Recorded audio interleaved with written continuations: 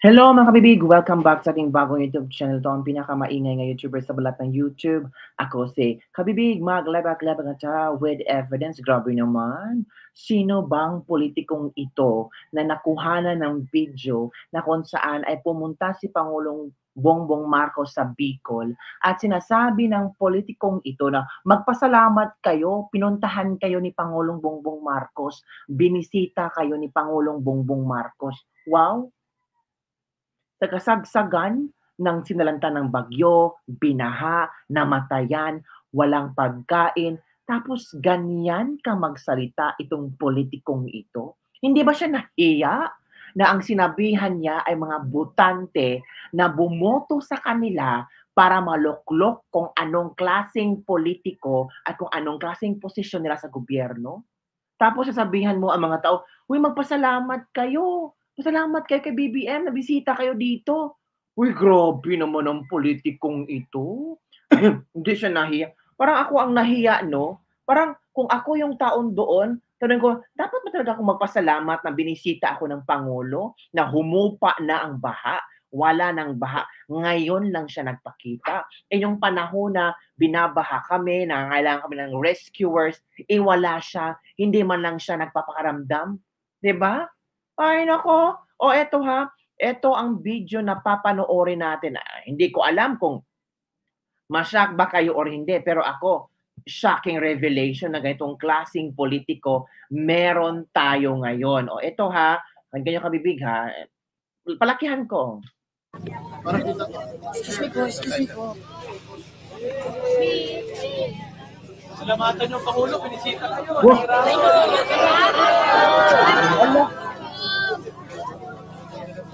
Clear. Para kita to. Excuse me po, excuse me po. Salamatan yung Pangulo, pinisita kayo.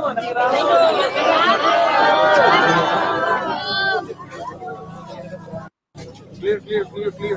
Para kita to. Excuse me po, excuse me po. Salamatan yung Pangulo, pinisita kayo. Ganito na ba tayo mga Pinoy? Parang, well, we really put ourselves so down. Nangangailangan pa nga tayo, sinalanta pa tayo ng bagyo, tapos makakarinig tayo ng ganitong klaseng instruction galing sa isang taong naka-blue dito. Sino ba itong naka-blue? Tingnan natin ang komento ha. Ito oh.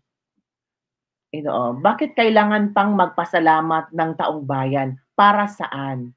Scripted. Talagang pinilit ang mga tao na magpasalamat kay Bangag. Ang daming bitter dito, ayaw nilang tutulong ang presidente. Gusto kayo tutulungan, antayin nyo, baka sa sunod, kayo naman mangangailangan, huwag kayong hihingi na sa presidente. Anong klaseng comment to? Huwag tayong hihingi sa presidente. Dapat daw magpasalamat tayo. Kailangan ba talagang magbigay ng instruction? Na, oy, pasalamatan mo ang presidente. Diba yung papapasalamat is galing sa puso yan? Kung ayaw magpasalamat ng mga tao kay Bongbong Marcos, hindi natin kailangan i-control pati emosyon, pati kung ano ang gagawin ng mga tao. Nasalanta sila, shock pa sila, 'di ba? Tapos may instruction na, oy, pasalamatan niyo ang presidente na binisita kayo dito. Again, Clear. oo, pinilit ang mga tao magpasalamat kay Bangag. Salamatan yung Pangulo, pinisita kayo. Utang ng loob. Pasalamatan, utang ng loob pa ng mga binagyo ang presensya niya pagkatapos ng dilubyo. Walang gana ang mga taong bumati. Kung hindi nagsabi na pasalamatan niyo ang Pangulo, parang wala lang. Pero kay Duterte, di na kailangang sabihin ang mga tao, just my point of view. Mga kabibig, di ba? Nakakagigil itong mga politik. Sino ba itong politikong ito, no? Gusto kong malaman kung sino itong politikong ito ang nagbigay ng instruction na dapat pasalamatan si Bongbong Marcos kasi binisita ang mga taga, saan ba ito? Camarines Sur. Oh. Basahin natin ha, kasi may mga points dito. Ito oh. PSG yon or politiko sa Bicol. Congressman Villafuerte nga kapatid ng Gov anak ni El Ray. Sino yung nakablo nga nagsabi? ang nagsabi daw ay siya yung nagsabi, Congressman Villafuerte. Ay, congressman pala itong naka-blue, mga kabibig.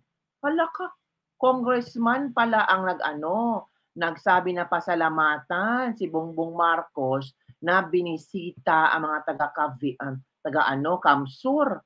Naku, grabe naman. Kailangan pang ganyan ba? Kailangan pasalamatan. Kaya naman, salamatan natin kasi nandito yung presidente. Uy, binisita tayo. Uy, talaga? Alergi mga kabibig. So ito ang ilang mga komento ng ating mga netizen na parang nagagalit na ngayon ang mga netizen ha. Ito oh. Nagagalit ang ibang netizen. Sabi ng mga netizen, napakataas tingin sarili niyang naka-blue. Ang Pangulo ang dapat magpasalamat at nakaligtas ang mga nasalanta ng bagyo.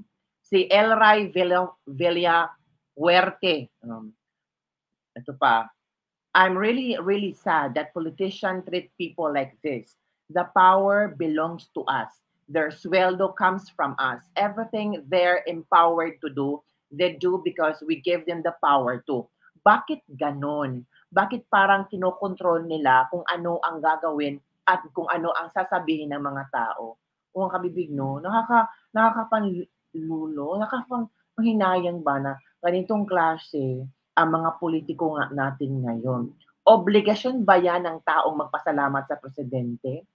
Ito, ang lungkot maging Filipino. Kaya nandyan mga tao kasi naghihintay sila ng tulong.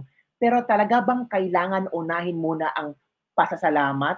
The fact na hindi nagkusa ang mga tao na magpasalamat kasi biktima sila ng bagyo, wala ng energy para maging masaya at tulong ang hanap nila. Siya ang magpasalamat dapat at nabudol niya ang mga Pilipino kaya naging presidente siya. Sa lahat ng pinangako niya na continuity daw sa pulisiya ni Presidente Duterte, ni isa wala siyang tinupad. Kabaliktaran pa mo ang ginawa. Puro kabangagan, korupsyon at katamaran. Kailan ba nagkaroon ng dignidad ang taong bayan laban sa mga politikong mga mambubudol? Bait-baitan, pagtatakbo, pag nasa pwesto na feeling nila special at above sila. Nakakagigil kung itong klaseng politiko ang ihahalal natin sa 2025 election. Parang utang ng loob ng taong bayan na dumating si Bongbong Marcos dyan. You run for the position to serve the Filipino people, not to brag of what you are doing for them. It is an obligation and responsibility na dalawin at silipin ng presidente ang kalagayan ng nasasakupan. Nako po, sa pilitan pala yung pasasalamat, hindi ramdam ng tao ang presensya ni BBM. Kung ako dyan, nako, baka masampal ko si BBM. Grabe naman. Nakita nyo ang response ng mga tao, hindi na katulad ng dati yung sigla lahat ng mga yan na wala ng gana. And I'm sure most of them are there to check anong ayuda lang makuha nila. Tama. Hinihintay ng tao kung ano ba, wow, what a word from Congressman Villafuerte.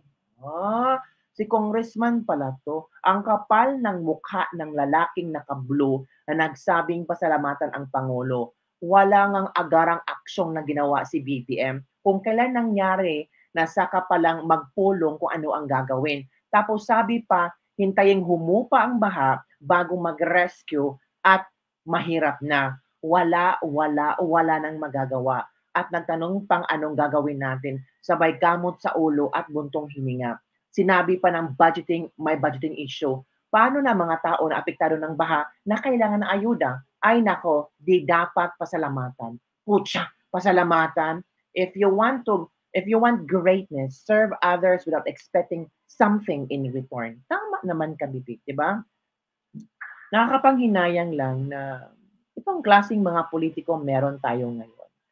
Nakakagigil lang na marinig natin sa isang politiko na magbigay ng instruction sa mga tao. Parang ano ba, utang pa ng mga tao na binisita sila ni BBM diyan. Hindi utang ng mga tao ha. At pwedeng hindi magpasalamat ang mga tao ngayon. Kasi panahon ng sakuna ngayon eh.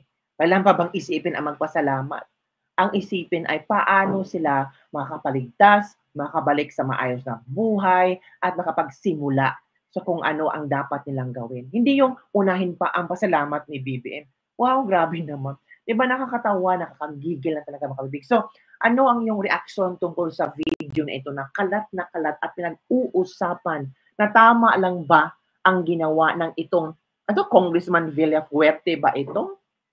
I'm not sure with the name. Comment below kung kilala nyo ang congressman ito or politikong ito. And tama lang ba ang kanyang is this a suggestion, command, request na ibinigay niya sa mga tao na magpasalamat kay BBM na binisita sila ngayon doon. Wow. Salamat ka. Salamat kayo. Binisita kayo ng ating presidente. Sobrang busy niyang mag-isip paano tayo tutulungan. Alergi talaga, no? And then, ganito ba si Duterte noon? May mga pa-epal ba ng mga politiko during Duterte? Oy, magpasalamat kay Duterte, ha? Na dumating siya. Wala naman, ha? Walang mga epal na politiko noon. Walang mga sip-sip na politiko na kailangan talagang sip-sipin nila si BBM para mananatili sila sa pwesto. Kasi pag hindi ka sip-sip, ay nako, meron kang kaso, kakasuhan ka, or di kaya ipasuspenso ka. Yun ang mahirap ngayon eh. Puro ang tawag dito, ginigipit ang mga politiko. So, kailangan talaga maging maganda ang pakitungo mo kay BBM. Kailangan maging plastic ang pangit naman, no? Na ikaw yung presidente tapos yung mga tao sa harap mo hindi totoo. Kailangan maging ganito sila, tagahanga sa'yo. Kasi pag hindi sila maging tagahanga sa'yo at taga-subaybay sa'yo, delikadong magurguro sila or mawala sila sa pwesto. So lang kabibig, ano ang inyong komento dito? Don't forget to like, subscribe, and share this video para sa mga latest trend na ating panonoorin at pag-uusapan. Basta we will be praying na sana yung mga apektado sa baha, yung mga namatayan ay hinay-hinay na maghihilom ang kanilang mga puso at nakapagsisimula ulit sila ng bagong buhay. Again, hindi po, ang tawag dito, hindi po obliged na magpasalamat tayo. Depende na on how you able to address these certain issues right now. Kung panahon nyo pang mag-mourn, panahon nyo pang maghinagpis, umiyak, tapos sisihin nyo kung sinong dapat sisihin, right nyo po yan. Pero you are not obliged to say thank you kasi responsibilidad yan ng ating Pangulo na bantayan at i-ensure na safety tayong lahat. Protektahan ang bansang Pilipinas, protektahan ang sambayanang Pilipino. Yun lang katipid ang aking masasabi tungkol sa videong ito. Nakakawalang gana, nakakapanghinayang, nakakapanghina na meron tayong mga ganitong tao na abusado. For me, it's abusado talaga. Abusive. Yun lang kabibig. Don't forget to like, subscribe, and share this video. Bye everyone. See you next time.